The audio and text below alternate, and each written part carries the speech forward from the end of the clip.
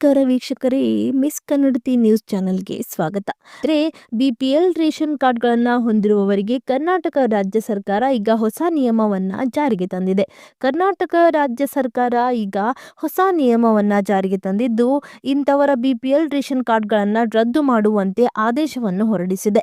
BPL ration card ಪಡೆದುಕೊಳ್ಳುವ ಸಮಯದಲ್ಲಿ ಇಂತಹ ಮಾಹಿತಿ ಕೊಟ್ಟವರ ಬಿಪಿಎಲ್ ರೇಷನ್ ಕಾರ್ಡ್ಗಳನ್ನು ರದ್ದು ಮಾಡುವಂತೆ ಈಗ ಆದೇಶವನ್ನು ಹೊರಡಿಸಲಾಗಿದೆ.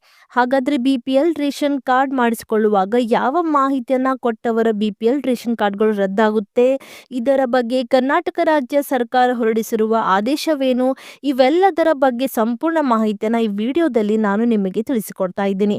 ವಿಡಿಯೋ ತುಂಬಾ ಇಂಪಾರ್ಟೆಂಟ್ ಆಗಿದೆ, ಸೊ ಎಲ್ಲರೂ ಸ್ಕಿಪ್ ಮಾಡದೆ ಕೊನೆ ತನಕ ನೋಡಿ.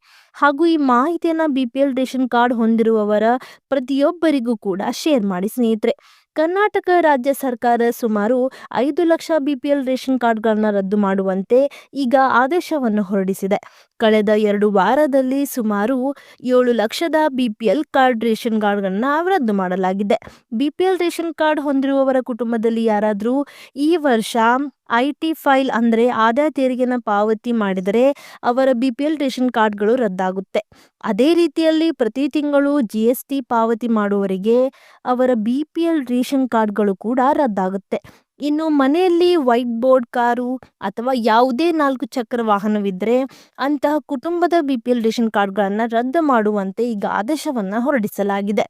ಇನ್ನು ಕೆಲವರು ತಾವು ಆದಾಯ ತೆರಿಗೆ ಪಾವತಿ ಮಾಡುತ್ತಿಲ್ಲ ಅಂತ ಹೇಳಿ ಸುಳ್ಳು ದಾಖಲೆಯನ್ನು ಕೊಟ್ಟಿರುತ್ತಾರೆ.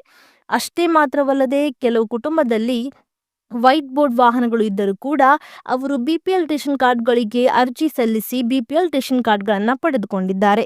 ಸದ್ಯ ಅಂತಹ ಬಿಪಿಎಲ್ ರೇಷನ್ ಕಾರ್ಡ್ಗಳನ್ನು ಈಗ ಗುರುತಿಸಲಾಗಿದೆ. ಇಂಥವರು ಬಿಪಿಎಲ್ ರೇಷನ್ ಕಾರ್ಡ್ಗಳನ್ನು ಪಡೆದುಕೊಳ್ಳಲು ಅರ್ಹತೆಯನ್ನು ಪಡೆದುಕೊಂಡಿಲ್ಲ ಅಂತ ಈಗ ರಾಜ್ಯ ಸರ್ಕಾರ ಆದೇಶವನ್ನು ಹೊರಡಿಸಿದೆ. ಯಾರು ಸುಳ್ಳು ಮಾಹಿತಿಯನ್ನು ಕೊಟ್ಟು ಬಿಪಿಎಲ್ ರೇಷನ್ ಕಾರ್ಡ್ಗಳನ್ನು ಪಡೆದುಕೊಂಡಿದ್ದಾರೋ ಅವರಿಗೆ ದಂಡವನ್ನು ವಿಧಿಸಲು ಈಗ ಆದೇಶವನ್ನು ಹೊರಡಿಸಲಾಗಿದೆ. ಸದ್ಯ ಸುಮಾರು 5 ಲಕ್ಷ ಬಿಪಿಎಲ್ ರೇಷನ್ ಕಾರ್ಡ್ಗಳನ್ನು ಗುರುತಿಸಲಾಗಿದೆ. ಜೊತೆಗೆ ಅಂತಹ ಬಿಪಿಎಲ್ ರೇಷನ್ ಕಾರ್ಡ್ಗಳನ್ನು ರದ್ದು ಮಾಡಲು ಈಗ ರಾಜ್ಯ ಸರ್ಕಾರ ತೀರ್ಮಾನವನ್ನ ಮಾಡಿದೆ. ಸ್ನೇಹಿತರೆ, ಕರ್ನಾಟಕ ರಾಜ್ಯ ಸರ್ಕಾರ ಬಿಪಿಎಲ್ ರೇಷನ್ ಕಾರ್ಡ್ಗಳನ್ನು ರದ್ದು ಮಾಡುತ್ತಿರೋ ಬಗ್ಗೆ ನಿಮ್ಮ ಅನಿಸಿಕೆ ಅಭಿಪ್ರಾಯವನ್ನು ನಮಗೆ ಕಮೆಂಟ್ ಮೂಲಕ ತಿಳಿಸಿ ಸ್ನೇಹಿತರೆ. ಜೊತೆಗೆ ನನ್ನ ಚಾನಲ್ಗೆ ಸಬ್ಸ್ಕ್ರೈಬ್ ಮಾಡೋದನ್ನು ಮರಿಬೇಡಿ.